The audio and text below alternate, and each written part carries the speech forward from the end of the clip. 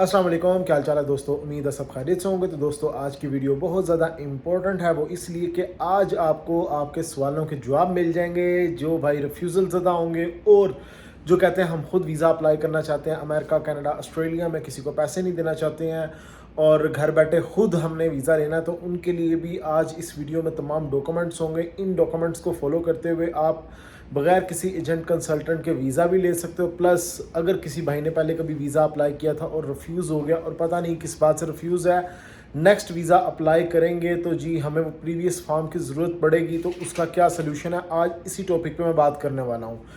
देखें, मैं एक चीज़ बता दूँ कि अक्सर लोग होते हैं जिनकी रिफ्यूज़ल लगी होती है, आते हैं मेरे पास और कहते हैं भाई हम अमेरिका से रिफ्यूज़ हैं, कनाडा से, ऑस्ट्रेलिया से, किसी भी कंट्री से रिफ्यूज़ हैं, लेकिन हमारे पास प्रीवियस फॉर्म नहीं है और ना ही हमें पता है हम किस बात से रिफ्यूज़ हैं। सबसे पहले मैं आपको रिफ्यूज़ल रीज़न बता दूँ। दुनिया का कोई भी मुल्क है, वो जब आपको रिफ्यूज़ करेगा उसकी सिर्फ एक ही पॉइंट होगा कि वो आप पे बिलीव नहीं करता कि आप टूर करके वापस जाएंगे, अदरवाइज़ वो आपको वीज़ा दे दें। अगर किसी कंट्री को यकीन है आप टूर करके वापस जाओगे तो उसको क्या मौत पड़ी हुई है कि वो आपका वीज़ा रिजेक्ट करे। बेसिकली अगर आप अपने कंट्री, हमारे अगर मुल्क का या फिर सब कॉन्टिनेंट का माशरा चेक करें तो हमारे लोगों ने उनके साथ की भी बहुत ज़्यादा अखीर है। जो बंदा जाता है वापस आता कोई नहीं, डंकी लगा लेता है, वहाँ पे ओवरस्टे हो जाता है, इलीगल हो जाता है, रेफ्यूजी साइलम कर लेता है, कुछ भी कर लेता है, उसने वापस नहीं आना होता, जिसका खमियाजा फिर अगली नस्ल, अगली कौम, अगले लोग भुगत रहे होते हैं। जब वो वीज़ा अप्लाई करते हैं तो वो यही कहते हैं कि भाई आपने वापस नहीं आना। सिंपल क्या होता है, इनको पता कैसे चलता है, जब अगर एक साल में 1000 बंदों का कोटा है और एक साल में वो बंदे टूर करने के बाद वापस नहीं गए हैं, 700-800 वहाँ पे ओवरस्टे हो गया, 100-200 वहाँ पे वापस आ गया वहाँ से, तो फिर वहाँ से वो रेशो निकालते हैं कि यार ये बंदा, इस कंट्री के जो लोग हैं वो 70-80% तक वापस नहीं आते, तो इन कंट्रीज़ के लोगों को जो है ना वीज़ा जो है ना वो सोच समझ के देना। तो इसलिए वो जब भी रिफ्यूज़ करते हैं तो एक ही रीज़न लगाते हैं कि भाई आप पे डाउट है, आप ओवरस्टे कर जाओगे वीज़ा मुकम्मल होने के बाद भी। देखें, अब यहाँ पे लोग कहते हैं हमारी तो बड़ी स्ट्रॉन्ग ट्रैवल हिस्ट्री थी, हमारा तो रिकॉर्ड बहुत अच्छा था ओवरऑल, तो फिर भी हमें रिफ्यूज़ किया भाई, वो क्यों। देखें भाई, हमने अपने कंट्री के यहाँ बहुत सारे लोगों को चेक किया होगा जिनका रिकॉर्ड भी बहुत अच्छा है, वो भी जाके ओवरस्टे रहे हैं क्योंकि पहली बार होके आ गए हैं। अच्छा, लोग कहते हैं कि हम तो पहली बार होके आ गए थे, अगली बार वीज़ा रिफ्यूज़ कर दिए, और अक्सर ऐसा होता है। हमारे लोग फर्स्ट टाइम जाते हैं, जाके चेकिंग करते हैं, माहौल शहौल चेक कर लिया, वहाँ पे जी सेटिंग कर ली, फिर अगली बार जब जाते हैं वो पक्का प्लान करके जाते हैं। पहली बार चले टूरिज़म के लिए गए, ग्राउंड उन्होंने तैयार की, वहाँ पे रहने सहने का, अगली जगह पे कि जी कोई माहौल है रहने वाला, कोई काम के हालात हैं अच्छे, ये सारी सेटिंग बना के आते हैं और अगली बार आके कंपनी से रिज़ाइन देते हैं, ग्रेजुएटी लेते हैं, किसी को फ्रॉड मारते हैं, पैसे पूसे लेते हैं और फिर हमेशा के लिए जी किसी अच्छे कंट्री में सेटल डाउन हो जाते हैं। अक्सर लोग ये करते हैं, तो इसीलिए भी अक्सर वीज़ा रिफ्यूज़ होते हैं, और जब वीज़ा रिफ्यूज़ होता है तो यही लिखा जाता है कि आपने वापस नहीं आता। जैसे ऑस्ट्रेलिया अक्सर लिख के देता है कि जी आपके कंट्री के सरकमस्टांस अच्छे नहीं हैं अभी, तो हमें डाउट है कि आप वहाँ पे जाके ओवरस्टे होने वाले हो और वापस नहीं आओगे। ये तो हो गई एक कॉमन जनरल रीज़न कि जी वीज़ा क्यों रिफ्यूज़ करते हैं। मेरे पास लोग आते हैं और वीज़ा भी अप्लाई नहीं करना होता, वीज़ा ना अप्लाई करते हैं ना करना होता, और आके जी एम्बेसी क्यों रिफ्यूज़ करती है, जी हमें वो बताएं भाई। यानी कि मैं यहाँ पे इल्मे गैब लेके बैठा हूँ या एम्बेसी के मामलात लेके बैठा हुआ हूँ कि तेरी रिफ्यूज़ल, अभी तूने वीज़ा अप्लाई भी नहीं किया और पहले तुझे बता दूँ कि तू इस वजह से रिफ्यूज़ होगा, या ये इस तरह होते हैं बंदे रिफ्यूज़। मैं अक्सर कहता हूँ कि कुछ कंट्रीज़ जो रिफ्यूज़ल लगाते हैं वो जर्नल रिफ्यूज़ल होती है, कुछ की होती है कि वो केस टू केस वेरी करती है। कुछ केसेस ऐसे होते हैं उनको वो फिर लिख के देते हैं, तो इसलिए हम ये नहीं कह सकते हैं कि भाई यही रिफ्यूज़ल की रीज़न होती है।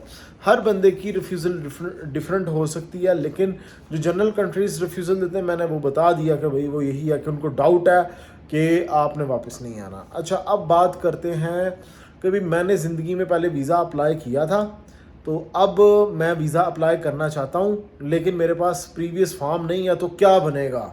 मेरी ज़िंदगी तो जो है ना वो ख़राब हो गई है। मैं तो बस अब मौत के किनारे पर आ गया हूँ, मैं तो नहीं बच सकता अब। तो वो प्रीवियस फॉर्म नहीं तो क्या बनना है इस चीज़ का? तो मैं अक्सर कहता हूँ, फॉर्म प्रीवियस लेके करना भी क्या है आपने? प्रीवियस रिफ्यूज़ल लेके करनी भी क्या है? प्रीवियस रिफ्यूज़ल में क्या लिखा होगा? अच्छा, मेरी ना एक समझ से बाहर है एक चीज़ कि जी कनाडा की रिफ्यूज़ल आई है, और जो एजेंट लोग हो रहे हैं वो अपने क्लाइंट्स को ऐसे वो यकीन दहानी कराते हैं कि भाई तू बस प्रीवियस फॉर्म दे दे, प्रीवियस रिफ्यूज़ल लेटर दे दे हमें, तो हम तुझे ना पाताल तक जो है ना छोड़ आएंगे या कोकाफ तक पहुंचा देंगे। और रियलिटी ये होती है कि उनको अगर वो रिफ्यूज़ल लेटर दे भी दिया जाए ना ऐसे कंसल्टेंट एजेंट को, तो इनको इंग्लिश भी नहीं पढ़नी आनी कि भाई लिखा क्या होगा। तो अगर तमाम रिफ्यूज़ल लेटर सेम ही है कि भाई आपने वापस नहीं आना, तो आपने क्या करना है, कहाँ पे अपलोड करना है? पहले तो मुझे ये चीज़ आपने बतानी है कि जो प्रीवियस रिफ्यूज़ल लेटर है वो अपलोड किधर होता है, या उसके साथ आपने छेड़ा छाड़ी क्या करनी होती है, काम क्या करना होता है। मेरी समझ में आज तक ये बात नहीं आई है। और प्रीवियस फॉर्म के साथ आपने वो कौन सी इन्फॉर्मेशन निकालनी होती है जिसके तहत आपने नया फॉर्म फिल करके वीज़ा दिलाना होता है। क्योंकि मैं बड़े सालों से ये काम कर रहा हूँ, और ये जितने भी मार्केट में एजेंट कंसल्टेंट है सारे बाद के बच्चे हैं, बाद की पैदावार है ये सारी। तो मैं उनके जब सुन रहा होता ना सवाल, तो मुझे हंसी भी आती है। मैं कहता हूँ यार, मैं भी इतने सालों से काम कर रहा हूँ, मैंने नहीं आज तक किसी का जो प्रीवियस फॉर्म लेके उसको पूरा टैली करके नया फॉर्म भरा है और उसको किया। तो क्या स्टोरी है, मेरी समझ से बाहर है। अब जी उसके अंदर इंफॉर्मेशन लिखी होती है, तो वो पुराने फॉर्म की नए फॉर्म के साथ मैच ना हो तो वीज़ा रिफ्यूज़ है। भाई वीज़ा तो पहले ही रिफ्यूज़ है आपका। और रही बात इंफॉर्मेशन की, अब मैं उस तरफ आता हूँ ज़रा। इन्फॉर्मेशन क्या चेंज होनी है, मुझे बताओ। क्या आपने अपने अम्मी अबू का नाम चेंज करना है? आपने फॉर्म में ये लिखना है मेरा अबू पहले उसका नाम ये था, अब जो अबू है उसका नाम ये है, क्या ये लिखना है? जो पुराना अबू था उसी का नाम लिखना पड़ेगा, जो पुरानी अम्मी थी नाम वही लिखना पड़ेगा, नाम तो नहीं चेंज होना। कौन सी इन्फॉर्मेशन चेंज करनी है आपने? मेरी समझ से नहीं, ये ना बाला तरह चीज़ें।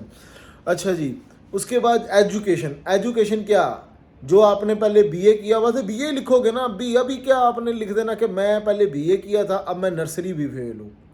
अगर नर्सरी पहले फेल थे तो अभी भी फेल ही हो, ठीक है। हाँ, ये हो सकता है कि पहले आपने एफए लिखा हुआ था, अब कहते हो कि जी मैंने इतना बड़ा मेरा दिमाग था आइंस्टाइन जितना, तो मैं तो जी अब एमए भी कर लिया, एमए फिलासफी या कुछ भी कर लिया। हाँ, वो ऐड कर सकते हो, क्योंकि एडिशनल कोई चीज़ है ना, वो कर सकते हो। ऐसा नहीं है जो पुरानी इन्फॉर्मेशन है उसको भी निगलेक्ट कर दिया। अच्छा, अब रही बात कि एड्रेस मुझे बताओ।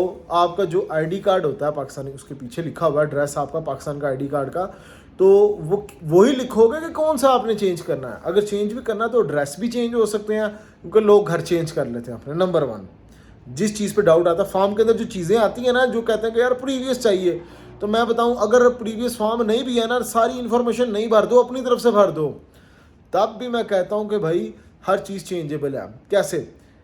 आपने जो तलीम पिछली बार एफए किया था, तो इस बार हो सकता है आपने बीए कर लिया हो, चेंजेबल है ना, हो गया चेंज। अब जी पिछली बार आपका मकान किसी और जगह पे था, लोग घर भी तो चेंज कर ही लेते हैं, मकान चेंज हुआ, आपकी लोकेशन चेंज होगी।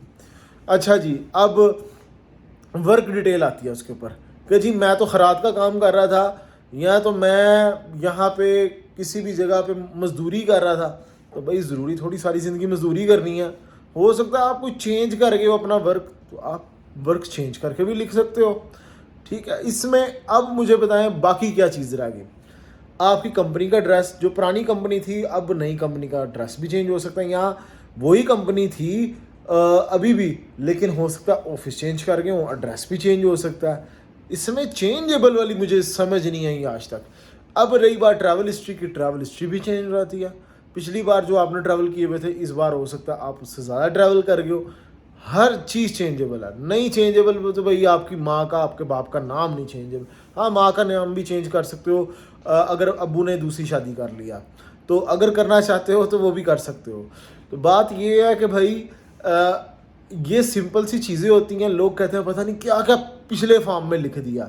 अच्छा, पिछले फॉर्म में उसने लिख दिया था कि जी मैं टोरंटो में जा रहा हूँ घूमने फिरने के लिए, या फिर आप न्यूयॉर्क में कहीं पे घूमने फिरने के लिए जा रहा हूँ, इस बार पता नहीं अगर फॉर्म में चेंजिंग करेंगे तो रिफ्यूज़ कर देंगे भाई। पिछली बार अगर टोरंटो में जा रहे थे, इस बार हो सकता है आप कहते हो कि मैंने यार टोरंटो नहीं मैंने देखना, इस बार मॉन्ट्रियल चेक करना चाह रहा हूँ। तो इंसान का माइंड है चेंज हो सकता भाई। ज़रूरी थोड़ी है कि वो हरफ आखिर हदीस या कुरान हो गया वो उसकी चेंज नहीं हो सकता। तो भाई हर चीज़ चेंजेबल है। इस चीज़ों को, इन चीज़ों से बाहर निकलें, अप्लाई करें वीज़ा। अगर आपके पास फॉर्म वाम रेफ्यूज़ल लेटर नहीं भी है तब भी आप कर सकते हो। मैंने बहुत सारे लोगों के वीज़ा लगवाए हैं, आप खुद अप्लाई कर लो, आपको खुद ही जो है ना डाउट्स आपके क्लियर हो जाएंगे। तो गाइज़ नेक्स्ट वीडियो मिलूंगा नए टॉपिक पे। ख्याल रखें अपना, टेक केयर, अल्लाह हाफिज़।